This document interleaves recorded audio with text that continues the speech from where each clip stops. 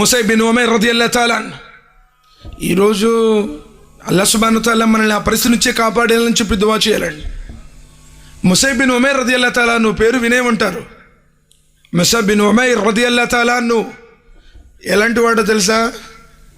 ఒక luxury life, విలాసవంతమైనటువంటి జీవితాన్ని గడిపినవాడు. కథనాల్లో వస్తుంది, ఆయన వేసుకునేటువంటి ఏదైతే పూసుకునేటువంటి అత్తర్లు అవి ఉన్నాయో, ఆయన పోయిన తర్వాత కూడా ఎవరైనా సరే ఆ వాసన చూసి ముసైబ్ ఇటు నుంచి వెళ్ళాడేమో అనుకునేవాళ్ళు. అలాంటి లైఫ్. అంటకో చొక్కా దొడిగేవాడు, వీధికో గుర్రాన్ని ఎక్కేవాడు, కోటాను కోట్లకు పడగలెత్తినటువంటి కోటేశ్వరుడు ఆ రోజుల్లోనే. ఎంతో విలువైనటువంటి, విలాసవంతమైనటువంటి, సుఖవంతమైనటువంటి జీవితాన్ని గడిపాడు. కానీ ఎప్పుడైతే నబీ సల్లల్లాహు అలైహి వసల్లం వారి యొక్క సందేశం, అల్లా యొక్క ఆదేశం, ఆ సుమధుర స్వరాలు ఆయన చెవిలో పడ్డాయో, తరతరాల నుండి వస్తున్నటువంటి ఆచారాలను, సాంప్రదాయాలన్నింటినీ దూరం చేసి విశ్వాసం వైపు మొగ్గి అష్హదు అల్లా ఇలాహ ఇల్లల్లాహ్ వ అష్హదు అన్న ముహమ్మదన్ అబ్దుహు వ రసూలు అని కల్మా చదివి నబీ సల్లల్లాహు అలైహి వసల్లం వారి అనుచరుడిగా మారిపోయాడు. కన్న తల్లి, ఆమె కూడా రాయల్ ఫ్యామిలీ, ధనవంతుడు. చూస్తున్న ఈరోజు కూడా చాలామంది దైవ ధర్మాన్ని అనుసరించిన పిమ్మట వారి కుటుంబాలలో వాస్తవంగా ఎవరైతే బై బర్త్ పుట్టారో వాళ్ళకి కొన్ని విషయాలు చెప్పినా కూడా అర్థం కాదు. ఎందుకంటే అనుభవించిన వాడికి ఆ సంగతులు తెలుస్తాయి. కన్న తల్లి ముందు తెలుసా, ముసైబ్, నీకు ఈ విలాసవంత జీవితం కావాలంటే, ఈ ఆస్తిపాస్తులకు నువ్వు వారసుడు కావాలి అంటే నీవు ప్రవక్త ముహమ్మద్ సల్లల్లాహు అలైహి వసల్లం వారి మార్గాన్ని విడిచిపెట్టు, తరతరాల నుండి వస్తున్నటువంటి మన తాత ముత్తాతల సాంప్రదాయాల్ని పాటించు అని ఆదేశించింది.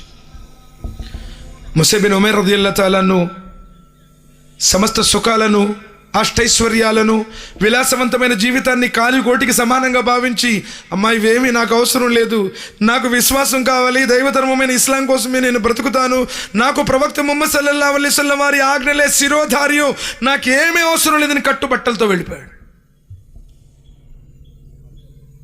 దైవధర్మాన్ని అనుసరించడం వల్ల కట్టుబట్టలతో అన్ని సుఖాలకు దూరమైపోయి ఒంటరికి వెళ్ళాడు.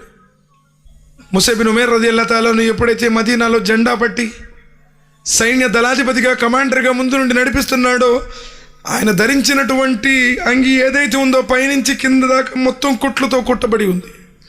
మదీనా నగర వాసులందరూ కన్నీటి పర్యాంతమయ్యారు. ఇతడు ముసైబ్ బిన్ ఉమైర్ ఏంటి, ఎలాంటి ఉన్నతమైనటువంటి జీవితాన్ని గడిపాడు, ఎలాంటి వస్త్రాలు ధరించేవాడు, ఎంత సుఖాన్ని అనుభవించాడు. కానీ ఈరోజు పైనుంచి కింద దాకా మొత్తం కూడా వేసుకున్నటువంటి చొక్కా కుట్లతో కుట్టబడి ఉంది. సాక్షాత్తు ఆయన షహీద్ అయినప్పుడు ముసైబ్ బిన్ ఉమైర్ రదియల్లాహు తఆలా అన్హు ఎప్పుడైతే వీరమరణం పొందారో, ఆయన యొక్క ఖనన సంస్కారాలు చేయడానికి కూడా సరైనటువంటి గుడ్డ లేదు. తల మీదకి ఇస్తేనేమో కాళ్ళ మీద సరిపోవడం లేదు, కాళ్ళ వైపు తిప్పితేనేమో తల ఖాళీగా ఉంటుంది. నబీ సల్లల్లాహు అలైహి వసల్లం చెప్పారు, తల వైపు గుడ్డ పెట్టి కాళ్ళ మీద గడ్డి కప్పండి. అబ్దుర్రహ్మాన్ బిన్ ఔఫ్ రదియల్లాహు తఆలా అని అంటున్నారు, ఎప్పుడైతే ముసైబ్ బిన్ ఉమైర్ రదియల్లాహు తఆలా నాకు గుర్తుకొస్తాడో, నా కంచుల ముద్ద నోట్లో కూడా పోదు. ఎందుకంటే అంతటి గొప్ప జీవితాన్ని గడిపి చివరికి ఆయన అలాంటి పేదరికంలో చనిపోయాడు. ఆయన చనిపోయినప్పుడు ఆయన శవం మీద కప్పడానికి సరిగ్గా వస్త్రం కూడా లేనటువంటి స్థితి. సోదరులారా, ఆలోచించండి. అంటే దైవ ధర్మాన్ని అనుసరిస్తే నీ మీద కష్టాలు వస్తాయి, అనేక రకాలైనటువంటి మాటలు భరాయించాల్సి వస్తుంది.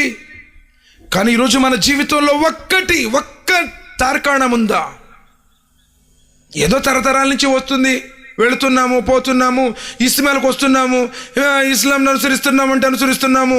నీకు కుదిరితే నమాజ్కి వస్తావు, ఉంటే లాస్ట్లో 3 రోజులు 10 రోజులు ఉపవాసం ఉంటావు, నీకు చేయాలనిపిస్తే చేస్తావు, కష్టం వస్తే మానుకుంటావు. సోదరులారా, ఇది ధర్మం కాదు. والسابقون أولون من المهاجرين والأنصار والذين اتبعوهم بإحسان رضي الله عنهم ورضوا عنه. అందుకనే ముందడిగేశారు.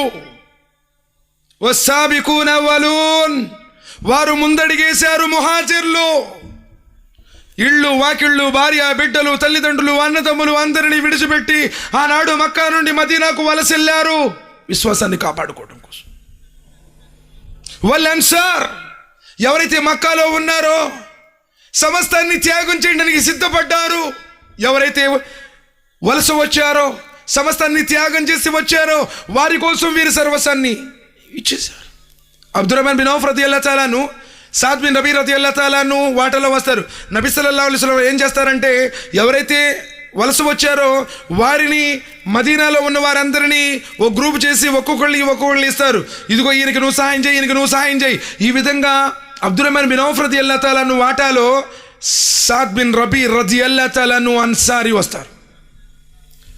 ఆయన చేపట్టుకుని తీసుకుని వెళ్ళి సాద్ బిన్ రబీ రదియల్లాహు తాలాను అబ్దుర్రహ్మాన్ బిన్ ఔఫ్ రదియల్లాహు తాలాను అంటారు, ఇదిగో ఈ కొనబడే ఈ ఖర్జూరపు తోట నాది, ఇదిగో ఆ పొలం నాది, ఇదిగో ఈ ఇళ్ళు నావి, ఇది నాది. ఈ విధంగా ఆస్తులన్నీ చూపిస్తుంటాడు. ఈయనకు అర్థం కాదు ఏం చెప్తున్నాడు, అన్నీ చూస్తూ ఉంటాడు. లాస్ట్కి ఏమన్నారంటే, నాకు 2 భార్యలు ఉన్నారు, నేను ఒక ఆమెకి తలాకిస్తాను, ఆమెను నువ్వు చేసుకో.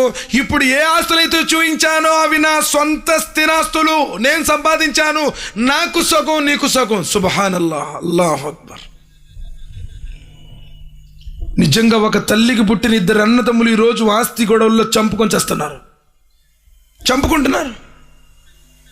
వీడికి రాకపోయినా, వీడిది కాకపోయినా, అక్క దాని మీదో, చెల్లి దాని మీనో, అన్న దాని మీనో, బాబాయ్ దాని మీనో, పెద్దనాన్న దాని మీనో కోర్టులో వాయిదాలు తిరుగుతున్నాడు. ఎంత దుర్మార్గం!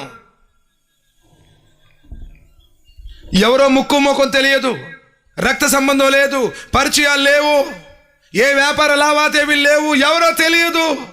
485 కిలోమీటర్ల దూరంలో నుండి వచ్చారు.